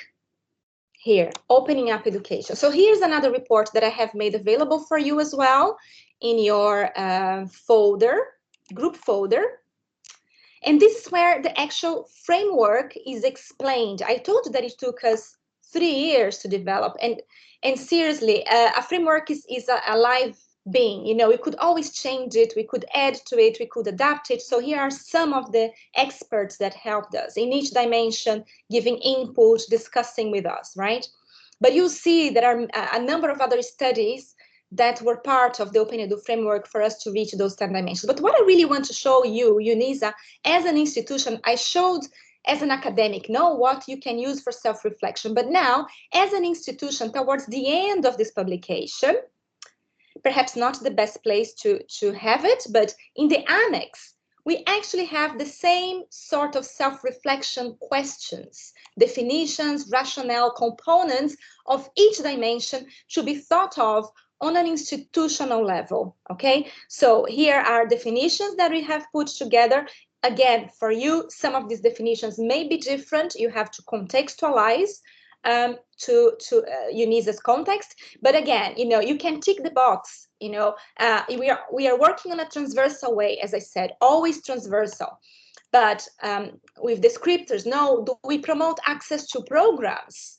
How does our strategy promote access to programs? How does the technology UNISA uses promote access to programs? You know, full courses, full learning programs, quality leadership, then access to courses.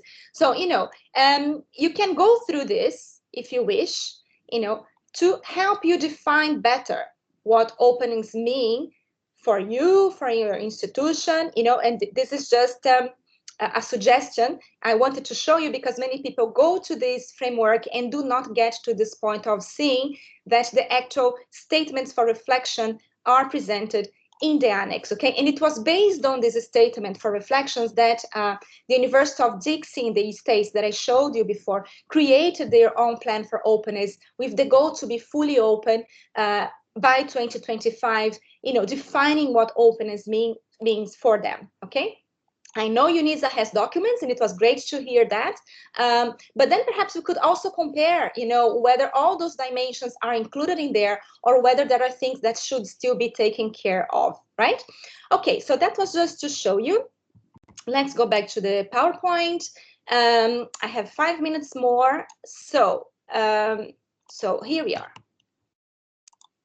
There. So this is the document that I showed you, no? Because we're talking about openness at an institutional level, but openness also at an individual level. What is it from the bottom up that the individual can perhaps be doing to become an open educator or more open to the extent that it's possible?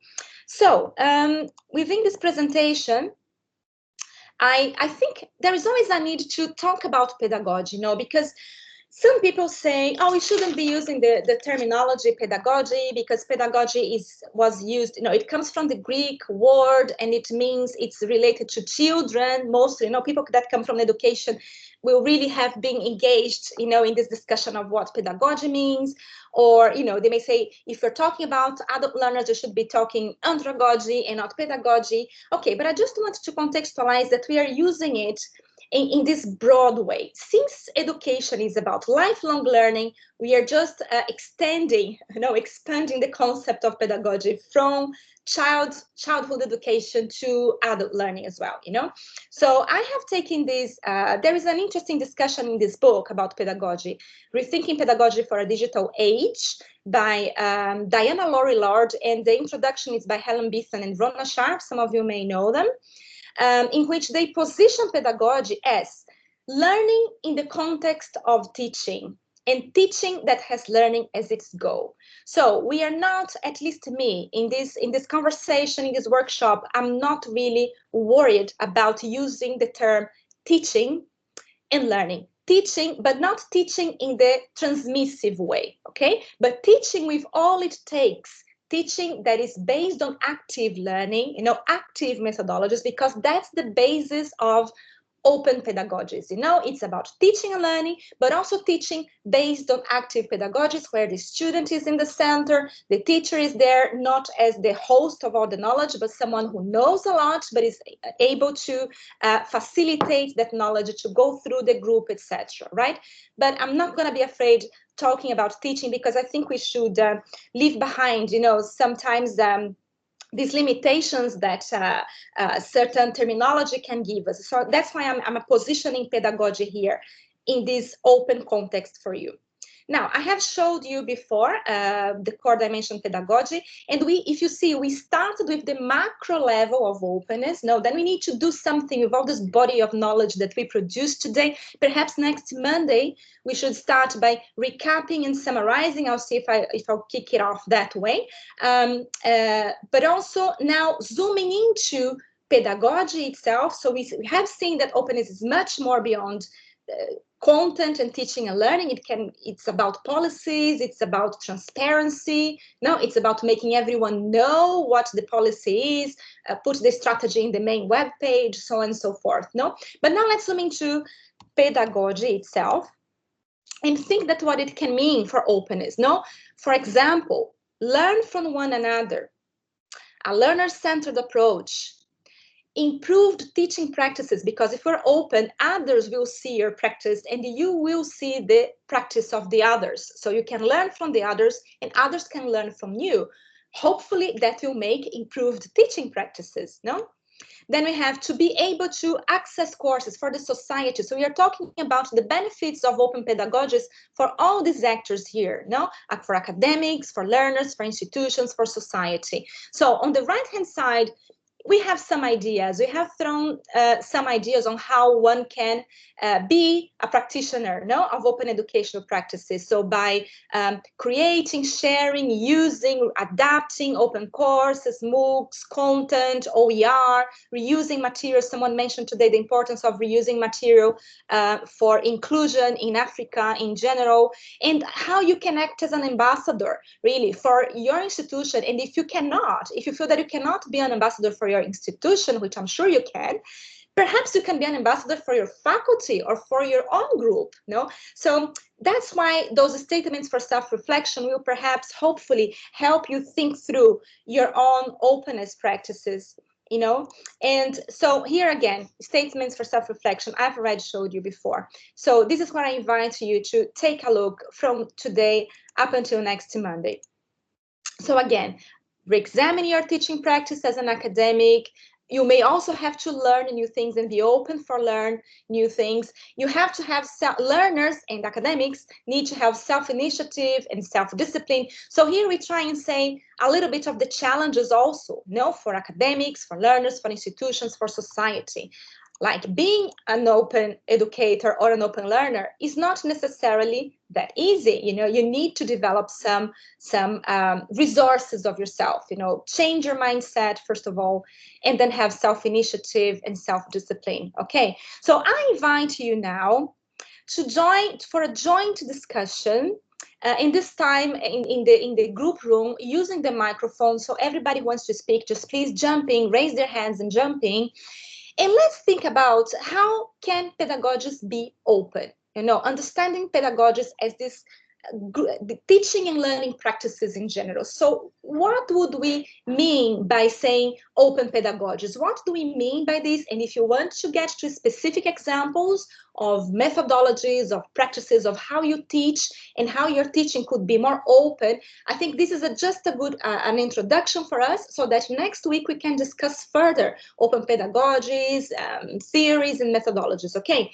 So I will stop sharing my screen just now. So the question is, how can pedagogies be open? And I'll go back to the room, stop sharing my screen, and the microphone is over to you, whoever wants to start. We have 20 minutes for this discussion. Thank you.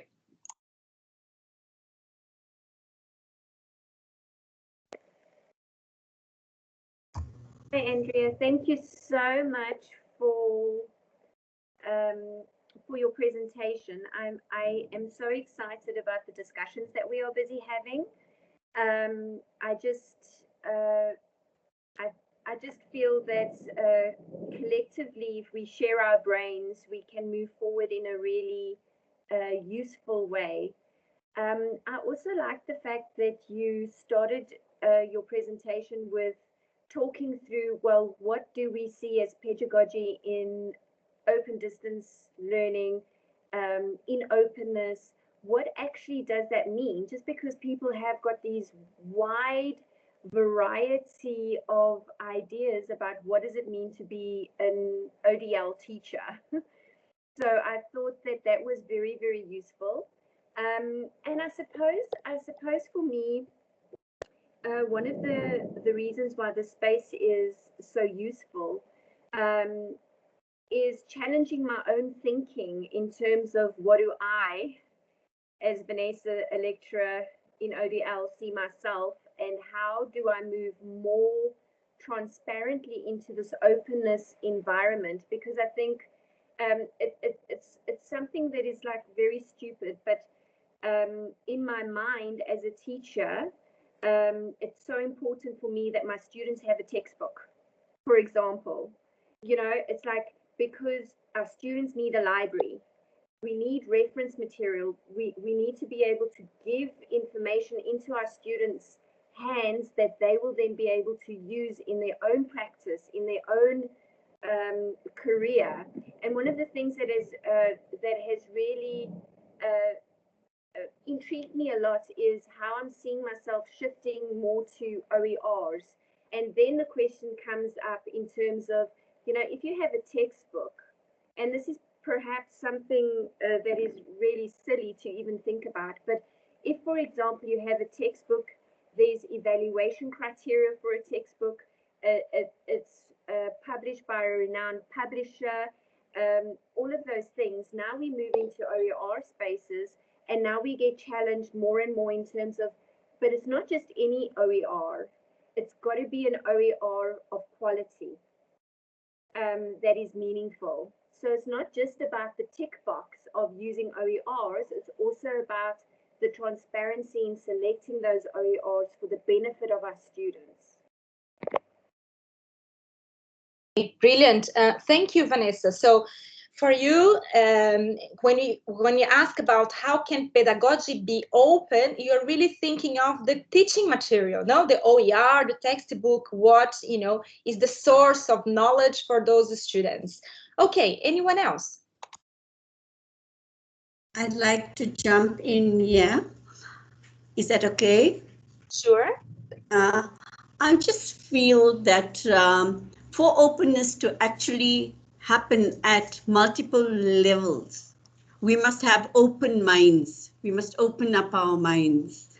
And therefore, we must deal with the reality of how we can share our expertise. For example, in UNISA, it is a well-known fact that there is definitely a digital divide, as with our students, among staff members.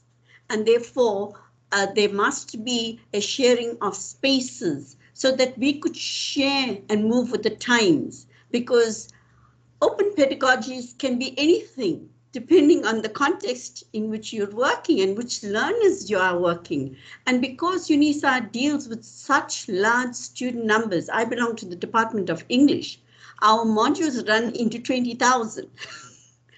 Imagine the minds that can be shared to open spaces for collaborative improvement to opening pedagogies. Thank you. Brilliant. And can you think of an example of what could be open for your 20K students apart from OER? I'm sorry, who is it? Is it Naidu? Yes, please. Can you think of anything? Yes, off the cuff now. I mean, I've been involved in curriculum development in one of the modules. We are an English department that services the education department. Already that space has, opened up to interdisciplinary functions as a teacher or a lecturer.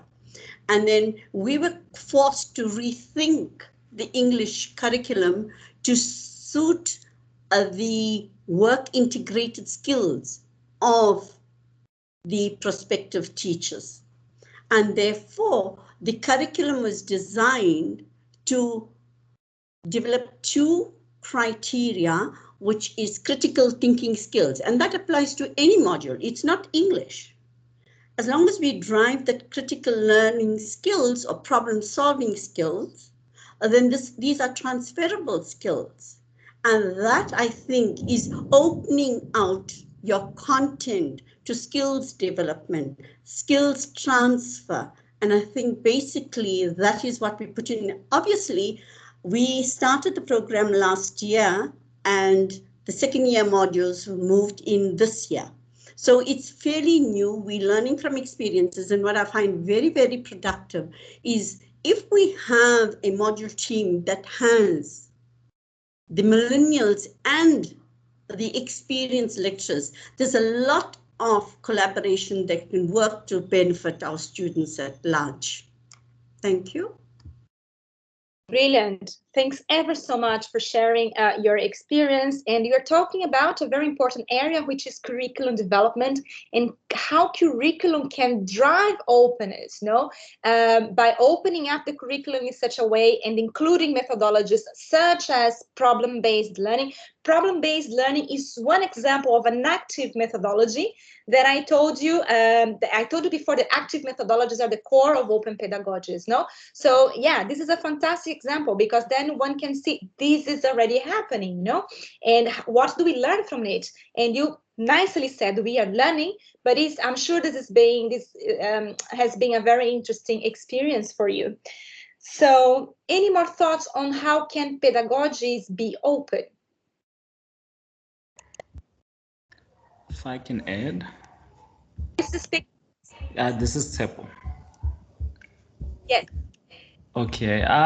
In terms of open pedagogies, I think also just involving students and asking students what they enjoy. In our modules, we're not too big. We medium, about 3,000 students, and we just asking them, because we do a lot of different types of technology-based learning. Sometimes it's videos, sometimes it's a broadcast, sometimes it's just an interactive PowerPoint. But students don't all experience it the same way. You can have a cohort that says they actually want to do a broadcast because then they can ask questions. But whereas others, they want something that they can quickly reference to later. So written and presentations are better. So just even involving and codes change over time as well. So what you think is still great now might actually not be if you also just ask your students. Fantastic. So you're really empowering these students and bringing them into the discussion and asking them what is it that they consider an open way of learning. Fantastic. Thank you. I saw somebody else trying to speak. I'm not sure who. Who was that? Yeah, it's Talosh. Okay. I just want to add that our teaching and learning is guided by many curriculum policies, and one of the policies that stands out for me that speaks to open pedagogy is the framework for active learning. And this framework, it actually promotes constructivist ways of thinking, where we create learning opportunities or learning experiences for our students, where they can share their own experiences and draw from their own practical situations and context. We've got students, that come from very, very, very diverse contexts. And one way that we can promote open pedagogy is by creating learning experiences that afford students to tell us about their own experiences, from their own context. And then we use the discussion forum postings, and students, they share their experiences openly in the forum. So that's one way of promoting open pedagogy, focusing on authentic learning experiences. Yeah. Thank you. Yes, exactly. Now, I wonder if this active learning framework, which, by the way, I've seen, it's great. I wonder if this is something is spread through the university, whether all faculties use them, are aware with them, or whether it's something more local and regional to some faculties. Okay, it is an institution-wide policy, and this policy is it should be used by in the design and development of the study materials. In fact, this active learning should be integrated in the design and module development processes. And yeah, but with regard to the implementation of that, I cannot say how well it is being implemented. Thank you. I think this is an interesting point, no? And perhaps it should be part of that self-reflection that I asked you to do earlier.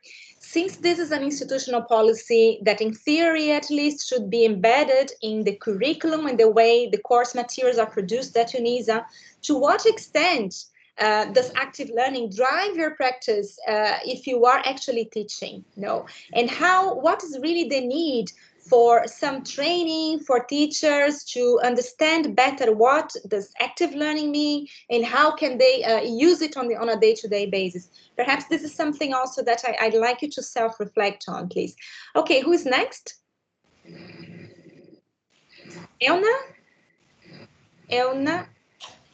Yes, thank you. Okay, so I absolutely agree with Vanessa and Salosh, and I have a lot of discussions, had a lot of discussions about the different things already. But I'm thinking maybe what we should start thinking of is to focus less on teaching, but focus more on facilitating learning. So you send students to go find content. Content is absolutely freely available, and you can.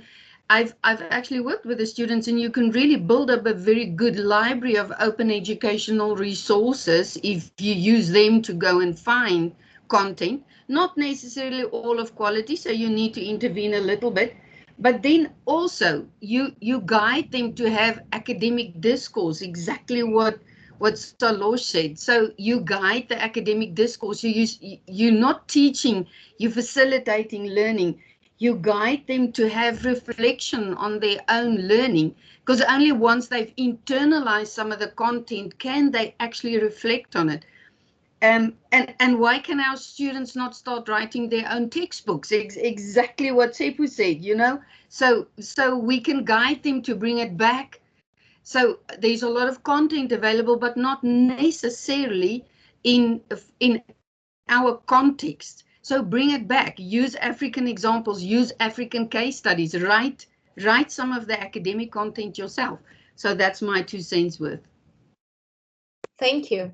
And again, this role of the teacher as a facilitator. No, as I said, I had no prejudice with the word teaching when I used it before. No, because I contextualized it coming from the using active learning methodologies and pedagogies, but also, the perspective that you're putting now is how can the teacher work as a facilitator and build this contextually relevant content that is so much needed, not only for you guys in Africa, but for absolutely everyone nowadays. We need to bring more context into our teaching.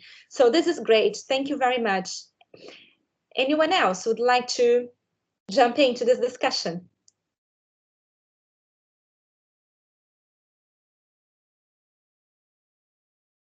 We have 5 minutes to go, so this is your chance to put your cent. And if you want to talk about something else, bring another theme to the table. You are very much welcome.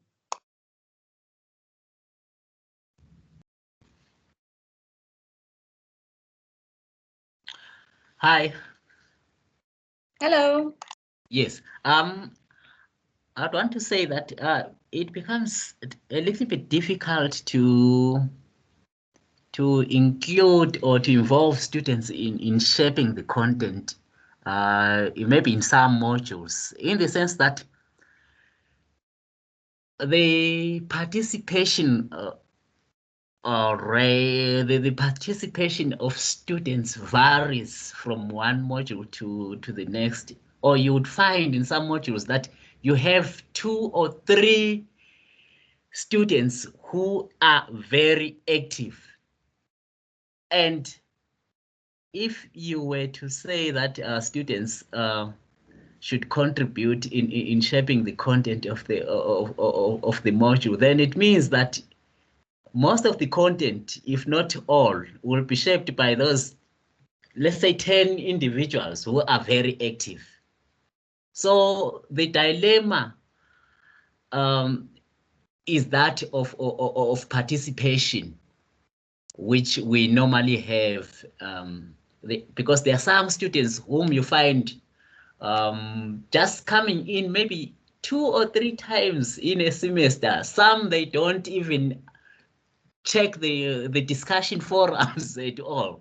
So it becomes very difficult to sort of give that authority or that power to students to actually shape the content of the module. The fear being that it will be 1 or 2 or 10 students shaping the content, yet the majority will be just sitting on the terraces, just without commenting. What they want, I don't know whether it's something that is common here, is only common here at UNISA, that most students only want assessments, that which will contribute towards them attaining their qualification. Discussions, no, they won't engage, most of them. Thank you. Thanks very much for sharing the challenges that you find. Because as I said before, it's easier said than done. And you were right. I mean, if the model is really based on interaction via discussion forum, it's true that perhaps not everyone will have their motivation. But then I think that our job as teachers or facilitators of learning would be to try and work around these limitations. And how could this be done? So here is another challenge. How could we make, if discussion forums are really not that, let's say, appealing for all students, what could we do? Here's a question for you, okay? Could you perhaps pair your students, even if you have 3,000 students, somehow nowadays you can do it automatically, because I know there is a lot of concerns with relation to data protection of students. You not really want to make data available to everyone, but perhaps if you could get a consent from learners to pair them up or create small groups that would work together alongside a specific term, whatever it is, a month, 2, half a year, and make that group responsible for that interaction among themselves, either by telephone, mobile telephone, and it's not necessarily needed to be online. I do not know. I'm just thinking of ways that we could perhaps work around some limitations, and I'm inviting you to think of what is possible in your context, given data protection, given bandwidth problems, whether we could work with phone calls and mobile any more than anything else, for certain types of learning, teaching and learning methodologies, right? What I will do also, in order to shape our context for next week, for next Monday, I'm going to put in your folder a short video that I recorded on peer instruction. It's only the part 1. This is a video in 2 parts, part 1 and part 2, but I'll make available part 1 for you tomorrow, okay? Not today, tomorrow it will be possible. And it's a 10-minute video, okay? I would kindly ask you to please watch this video and think. This was mostly on how to use peer instruction, how you could perhaps shift around that methodology to suit your learners and your teaching or your curriculum. Question is that possible? Can you do it? So here's an invitation, okay, of some flipped classroom methodology for you. I'll make that video available, and if you could watch it, and then we could start on how that could be contextualized to our own teaching practices of our faculty, our reality, that would be great, because I think this is the challenge, is to understand the methodologies, understand what's behind it, and work with it, to our favor and to our students' favor. So we are really approaching the time to close. I'd like to thank you ever so much for your time, for your participation, despite the technological challenges that we had.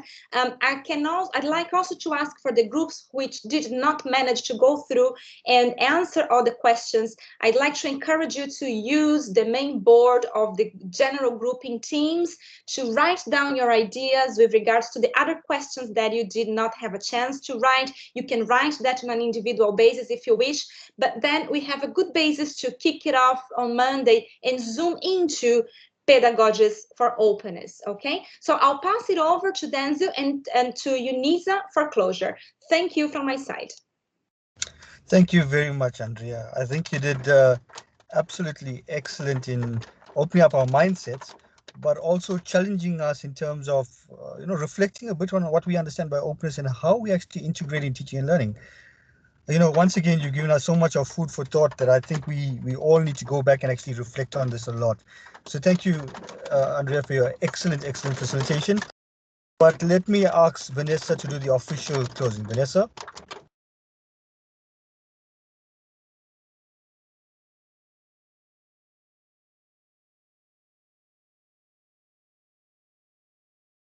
Vanessa, I think you mute, Vanessa. Oh dear. Oh dear. Oh dear. Clearly it's a Friday afternoon. What can I say? Andrea, thank you so much for challenging us, for also making us think about where we position ourselves to hear where our colleagues position themselves. I thought that was so helpful.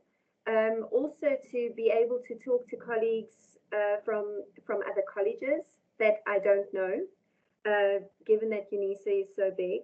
I love this idea, and one of the things that struck me, especially when you opened the session, where we start to think about openness as a core value for relevance.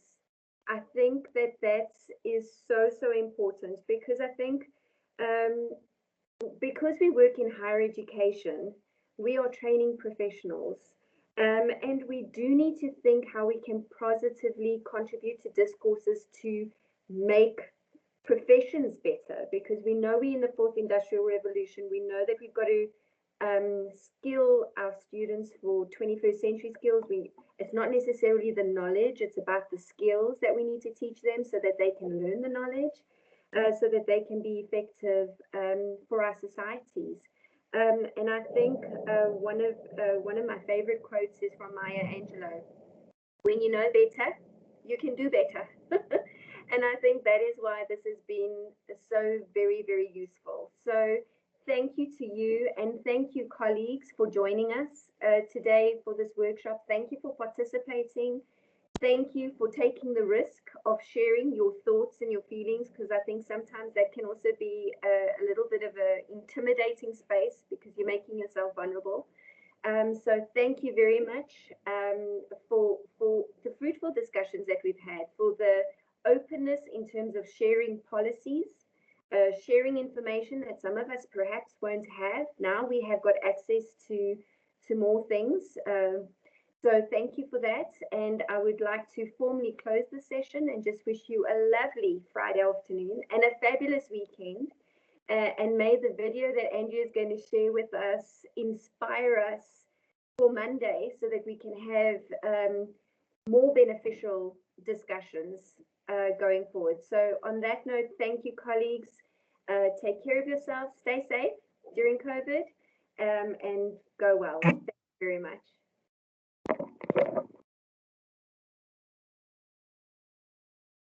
Thank you very much, colleagues. And from a very rainy Pretoria, I'm sure you can hear the rain. It's pouring down the side. So Andrea, I hope you got good weather on your side. So thank you very much, colleagues. And we will catch up on Monday. Please remember, over the weekend, catch up with Andrea's resources. And from our side, thank you, Andrea. Once again, thank you, colleagues, for joining us. And we wish you all a blessed weekend ahead of you. Thank you, colleagues. Thanks, everyone. Bye-bye. Have a lovely weekend. Thanks, everyone. Bye-bye. Thank you so much. Cheers. Bye. Bye. Everyone.